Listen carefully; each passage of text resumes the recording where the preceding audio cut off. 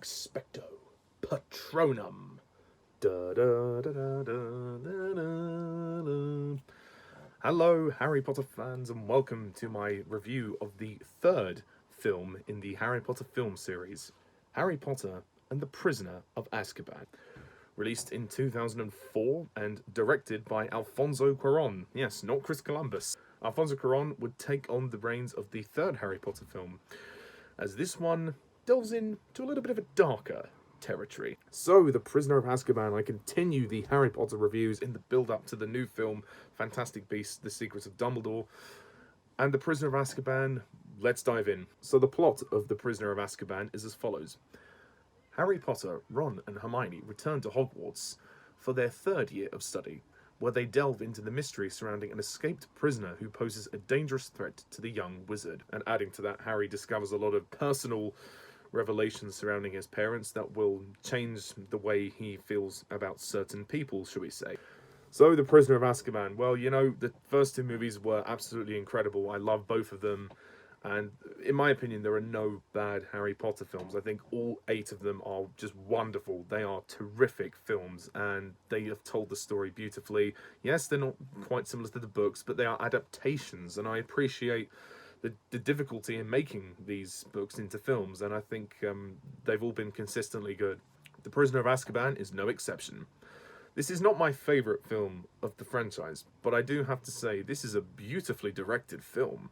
Alfonso Cuarón has given it such detail, and he really has kept the film focused on the emotional story of Harry and his personal struggles with, you know, the past regarding his parents and the people who were involved in his parents' murder. I think the biggest thing to say about this film is the change of style. Chris Columbus had a very light-hearted direction, a very different sort of style to the first 2 films, which was fine. I mean, it was important to do that in order to establish the world and the characters, and they were kids, so, you know, naturally that was the right tone. But I think after the Chamber of Secrets, Chris Columbus felt burned out by making the Potter films, and I think he felt that it was time for him to move on, and he really needed a break after the second film. So Alfonso Cuarón stepped in to take over the director's chair, even though Columbus is still in the exec producer's chair. And I think it was important because this is the film where the series really shifts in tone. It's not the darkest film of the series, but it is a darker film than the first 2.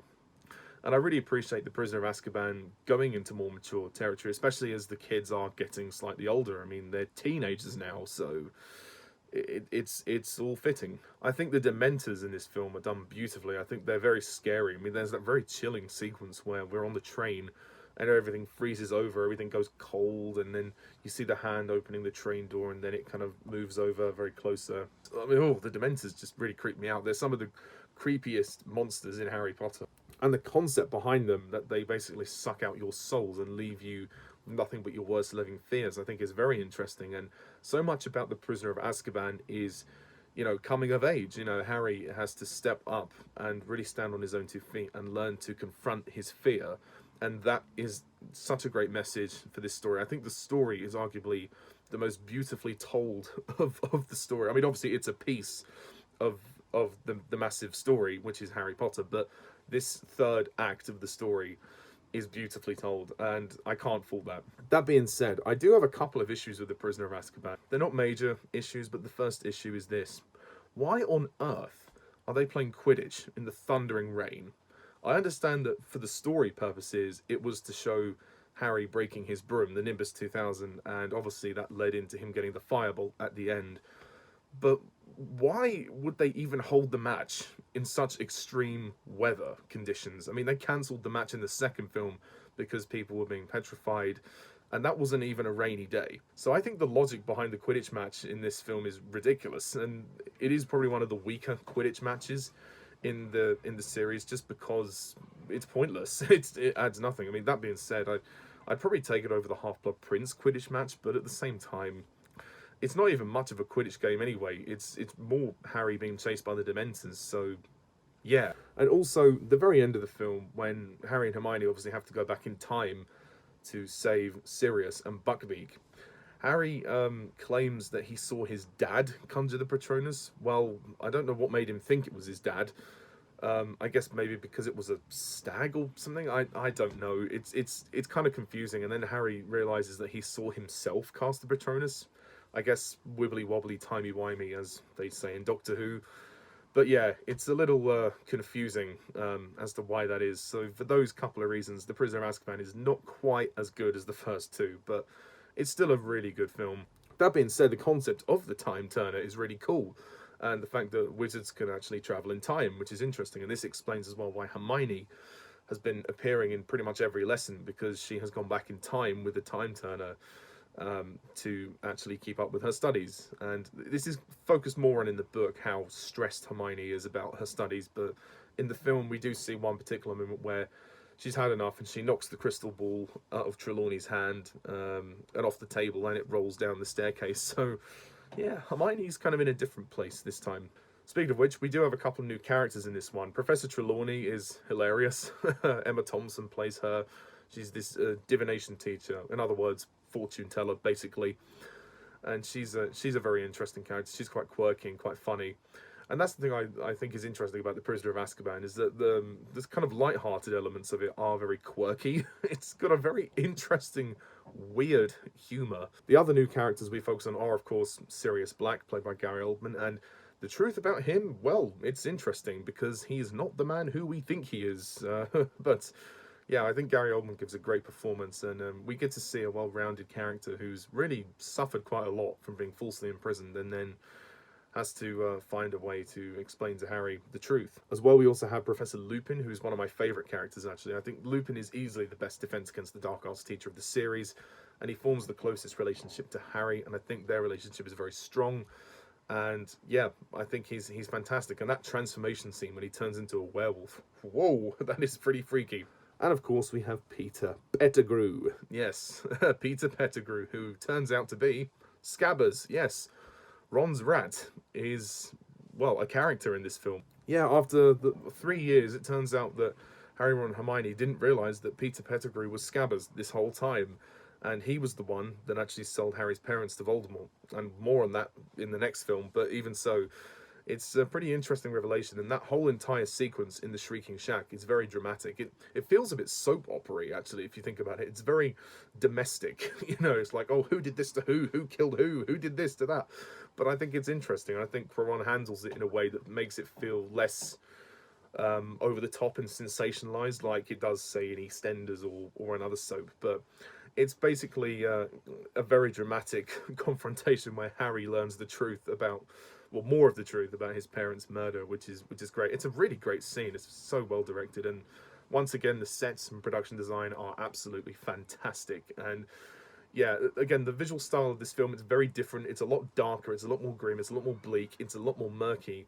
But it's still no less enjoyable because of that. It's just because the nature of the series is that it does shift in tone as it goes along, and The Prisoner of Azkaban really feels like a bit of a turning point in that respect. That being said, they do try to keep this movie a little bit lighthearted. They don't want it to be completely depressing. But the humour that's in this movie is a little bit weird. Yeah, I don't know how else to describe it. It's a little quirky. Like, there's this random sequence where they arrive at Hogwarts and then they're greeted to a singing choir.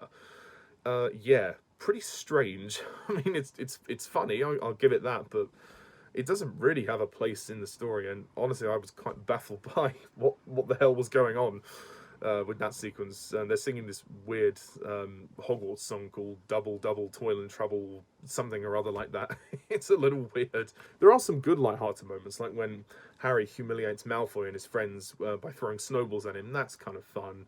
And of course, the Aunt Marge sequence at the beginning of the film where she blows up like a balloon is pretty funny. But other scenes like the night bus as well, with this little shrunken head who talks with a Jamaican accent, who says, "Yeah, take it away, Ernie, it's going to be a bumpy ride." And then that whole sequence of the night bus, when it sort of goes in and then it comes out, and it's like, what? And then Harry gets thrown against the window whenever it has to stop. Yeah, that sequence was really strange, but still, it's amusing. But like I said, some of the humour of this film is very quirky. I guess maybe it's to fit, to make the fact that it is abnormal and the fact that it is a magical world, or maybe it's just Alfonso Cuarón and his style. But the humour of the first two definitely felt a lot more family orientated, whereas this humour feels a little bit kind of weird and wacky. Not too much, not too much. It is contained, but it does feel a bit strange. The John Williams score, wow. I mean, the score is amazing. Probably might even be one of the best scores of the series. You know, I would go that far. I mean, the scores for the first two are amazing as well, and this one is no exception. And, I mean, the scene with Buckbeak is an example of that. When Harry flies Buckbeak, that is beautiful. That is one of the most beautiful scenes in the entire series. It's just the music, Harry flying. It's the moment where he actually feels free. I love it so much. I think it's such a great scene. And again, the entire score is brilliant. But again, the score also has its elements of being kind of wacky and weird as well. So it may not be quite as strong as the first two scores, but it is an amazing score. And it has a lot of emotional tracks as well. Like there's a scene with Harry and Lupin on the bridge where he's talking about Harry's mother. The music that plays there is very nice, very beautiful. I think the cast are really good. Let's go through a few of them, not to take too long. Daniel Radcliffe, probably his best performance so far. He's really strong in this one. He has a lot of emotional things to deal with here. There's that great scene where he finds out Sirius is his godfather, and the rage that ensues from him when he says, "He was their friend! I hope he finds me, because when he does, I'm going to be ready. When he does, I'm going to kill him." Like the rage that comes from him when he's deciding that he wants to kill Sirius Black is pretty dramatic. Like I said, The Prisoner of Azkaban is a very personal drama, I think. One of the most personal films of the series, and actually it's one of the only ones where Voldemort doesn't appear. Emma Watson is really good as Hermione Granger. She gets a bit more to do in this one, because in the second one she was petrified for a lot of the story, and Ron takes a bit of a back seat in this one, although Ron is still quite funny. But in the climax, it's now reversed from the Chamber of Secrets, whereas Chamber of Secrets, it was Harry and Ron, whereas this time it's Harry and Hermione. So I like that, and I think Hermione shows a lot of leadership in this one, how she helps Harry free Buckbeak. And that scene when Buckbeak is executed is pretty powerful, I must say. And also another one of the action sequences which I really enjoy is the Whomping Willow. Although I don't know if it's the same Whomping Willow, because it seems to be in a different place to where it was in the second film, but that's not a big deal. The sequence is still fun when Harry and Hermione have to fight the Whomping Willow to get into the Shrieking Shack. That's, you know, that's quite entertaining. And the whole concepts of, you know, people transforming into animals and choosing animaguses. Like Professor Lupin is a werewolf and he doesn't have much control over his condition. Apparently he takes this potion to try and control it, but if he's exposed to moonlight, then of course he'll transform. Whereas some people actually, you know, turn into animals. They elect to turn into animals. You know, they choose their animagus. So obviously Pettigrew is the rat. And this also leads to the Marauder's map, which is another great discovery that Fred and George give Harry, which is nice. You know, Mooney, Wormtail, Padfoot and Prongs. Obviously the book goes further into detail about the map and the creation behind the map, but, you know, the film does at least give us the map and gives us a bit of insight into it, which is interesting. Rupert Grint as Ron Weasley is very good. The Dursleys are all great, including Pam Ferris, who plays Aunt Marge. She's pretty funny. And of course, I have to mention Michael Gambon. Yes, Michael Gambon plays Dumbledore now in this one. Sadly, Richard Harris passed away after the second film, and damn, I miss Richard Harris. He is the best Dumbledore. He was the best Dumbledore, sorry. And it is a real shame that he's not in this movie. Michael Gambon is fine in this film, but Dumbledore's not really featured as much in this one, so he does take a bit of a backseat. I think they've given him slightly less to do because they're conscious of that, and I think they wanted to pay respect to Harris, so yeah. But obviously Michael Gambon will continue as Dumbledore until the end of the series, so we will see much more of him. And I think Michael Gambon's Dumbledore is a Dumbledore we can grow into. It does feel a bit like a different character because they've changed the costume so much. I mean, obviously they didn't want to, out of respect, they've changed the costume, which I think is fine. But he's wearing a lot of grey colours now, and he still comes across as like the wise man and everything. But Dumbledore's kind of out of the picture a little bit here. He's kind of in it, but he's in it just as much as they need because they don't want to take away from the story. But I think Michael Gambon will get better as Dumbledore as the series goes on. I think in the next film, The Goblet of Fire, is where he will start to, I think we'll start to feel a bit more comfortable with him as Dumbledore. But for a first appearance, you know, pretty good. As well, we have Dawn French as the fat lady. She's pretty funny when they're trying to go into the dormitory and she's trying to sing to the top of her voice. You know, that's pretty funny. Of course, Mark Williams, Julie Walters are back as the Weasleys, and they're all great. Maggie Smith as McGonagall. Robbie Coltrane as Hagrid. He gets a little bit to do as well, especially with his relationship with Buckbeak. You know, Tom Felton as Draco Malfoy. He's quite good as well.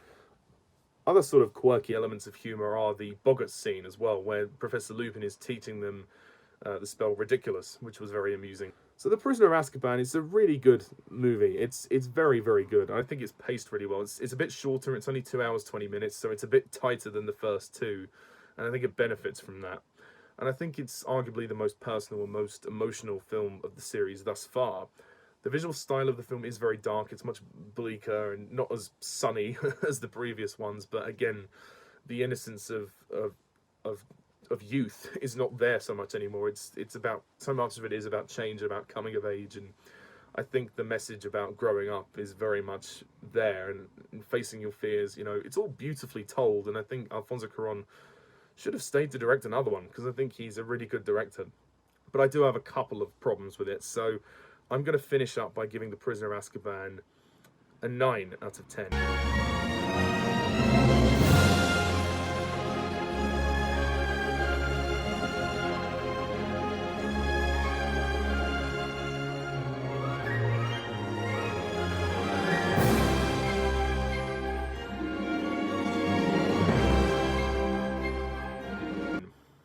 It is fantastic, but just not my favourite. Anyway, thank you very much all for watching this review. What do you think of The Prisoner of Azkaban? Please comment down below. Let me know. Please hit the like and subscribe button for more videos like this. And stay tuned next time when I review Harry Potter and the Goblet of Fire. So until then, I'm Mr. TARDIS11. Thank you for watching. See ya. Bye for now.